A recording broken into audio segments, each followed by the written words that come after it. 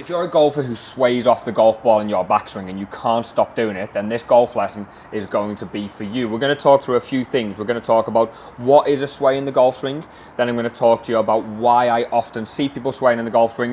And I'm going to give you 3 ways or sort of 3 progressive ways which will help you stop swaying in your backswing. Now, if you're somebody who are finding these golf lessons useful, then why not like and subscribe to the channel, turn the bell on, and you will get notifications every week, Mondays and Thursdays, when I release a new golf lesson to help you play better golf. So first of all, what is a sway in the golf swing? We've probably heard the terminology used before, but we need to understand exactly what it is. And ultimately, it's a movement that when we start to make our backswing, our weight shift is so excessive that we see us laterally move away from the target. So the right-handed golfer would start to swing back and really sway. The head would move, the sternum would move, and their weight would be excessive on this right foot. And you might wonder, well, what's the problem there? But the problem is that then makes us hit the floor maybe behind the ball, because as I move over here, I'm then likely to be hitting the floor very early. I'm not going to get back in time to make good contact with the golf ball. And you might be somebody who tops the golf ball, because we start to see you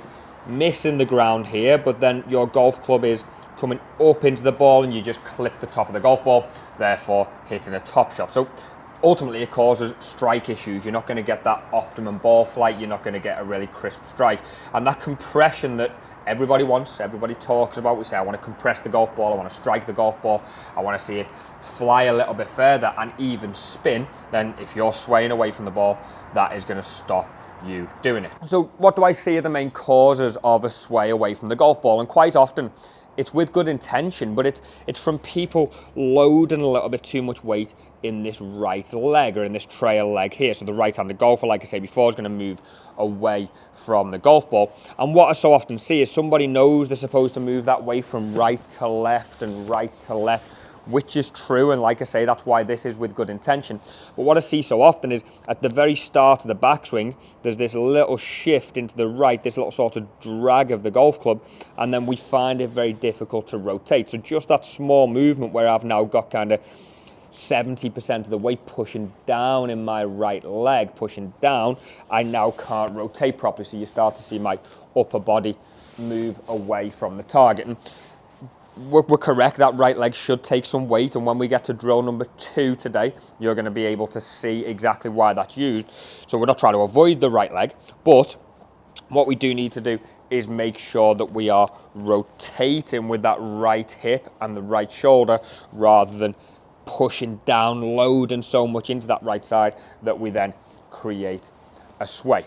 And as I said, I'm going to take you through 3 different drills, but these aren't different drills. This is a progression. And what I want you to understand is we're going to do 1 drill without a golf club in your hand.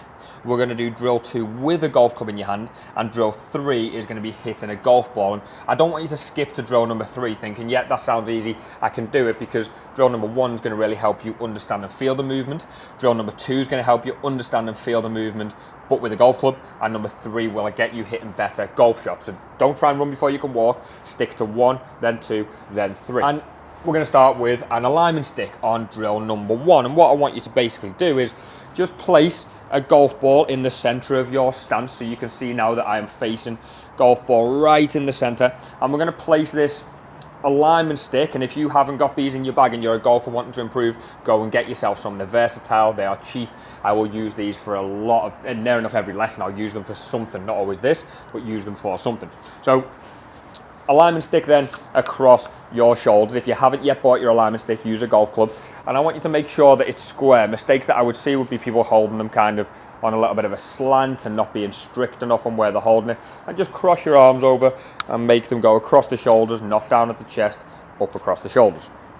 And then once we are now set up in a good golf posture, what I want you to start doing is just rotating away and seeing where the stick goes. And if you are a swayer off the golf ball, you will find yourself doing a lot of this. So if you're facing, hopefully, a mirror, face a mirror doing this, or face a camera where you can see the screen, and what we want you to do is rotate and point that stick straight down over the top of the golf ball. We don't want you to start moving and you struggle to get that full rotation, and if you do get the full rotation, the stick's pointing somewhere over here, we want to start trying to get that right shoulder and right hip up and behind us, and allowing us to create this rotation to point the stick down over the golf ball. And from a down the line view, this is really important as well. What I would see a lot of the time that creates a sway is this stick rotating quite horizontally, and if it goes too flat, too horizontal, that will create this movement in the head. I'll start to get that kind of shape where my upper body is leaning over to the right. So what I want you to do instead is get this alignment stick going more 45 degrees, and you see that my shoulder plane there, my alignment stick stays at 45, and that will allow me to create that movement.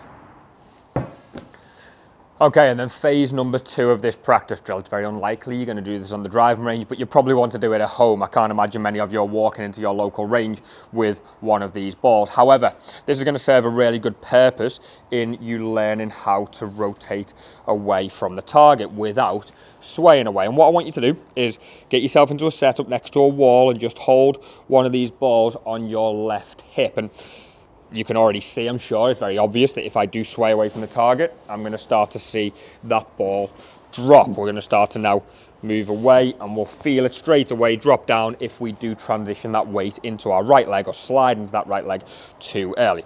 And what I want you to start doing is now rotating and making a backswing where you keep this ball against the wall. Now, this is a sensation I want you to all to get used to. I mentioned before that the right leg does actually get used, but it doesn't get pressed into, okay?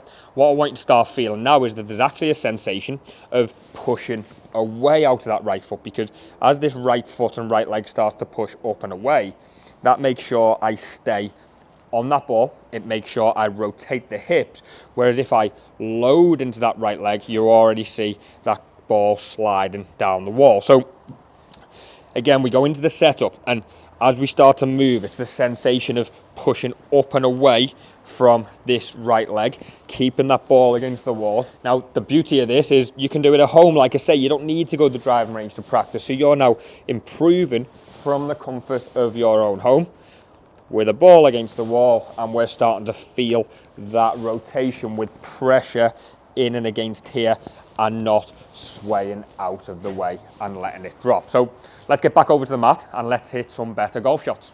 And now tip number 3, like I say, this is where we're really going to hit golf balls, but you notice I've still got the alignment stick in my hand, and what we're going to do is just place it down facing the golf ball, and when we get our golf club in a second, that's going to serve a purpose in giving us a good visual. So I would suggest first of all just using short irons or mid irons with this. I've got an 8 iron in my hand, but now as I set up over the golf ball, I've got this alignment stick running right down the center of my feet, and I've got my nose and sternum straight over the stick. And what this is going to help me do is, as I make that backswing and I think about what we've been doing with the ball against the wall, and I'm thinking about rotating this right hip and right shoulder rather than swaying off to the right, I'll start to notice if I am moving away from this yellow stick. What I want to see instead is me stay straight over that yellow stick. Now, if I hit some golf shots for here, what I should feel is I should feel hitting the golf ball first, then the turf, should feel some really good compression, and we should be hitting better golf shots. So let's give that a go. Dead center, straight over this stick. I'm not swaying to the right in the first instance. I'm just going to stay where I am and rotate. Now that was a lovely strike. That was definitely golf ball and then turf. If I was on grass rather than a mat, it would have took that nice divot for me, and then we will see that the golf ball is flying higher, it's flying further, and it's stopping nice and quick on the green because I've loaded it with spin by striking it a lot better. So I just want you to practice hitting balls like this. Don't be too keen to get rid of the stick. I want you to practice with it. Notice I'm working on this backswing here. I'm not just smashing balls every 2 seconds. I'm focusing on that takeaway, making sure I don't lean to the right in the first part of the swing and ruin everything. And we go again.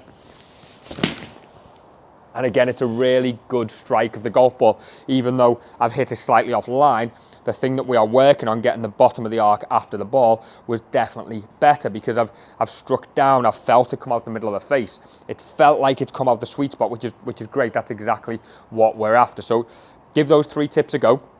Again, don't see them as 3 separate tips, see them as a progression, and make sure you go and get yourself some alignment sticks and practice with purpose when you're trying to strike the ball better on the driving range. Now, if that lesson's helped you and you found it beneficial, and maybe you've even given it a go and you're already striking the ball better, then please do like and subscribe to the channel. I will be releasing videos every week. They will all help you with your game. And if you feel like you need to come in for a lesson personally and you want to come and see me at Trafford Golf Centre, the links below will send you to the right place for that, or just drop me a message on any of my social media platforms, and I will see you in the next lesson.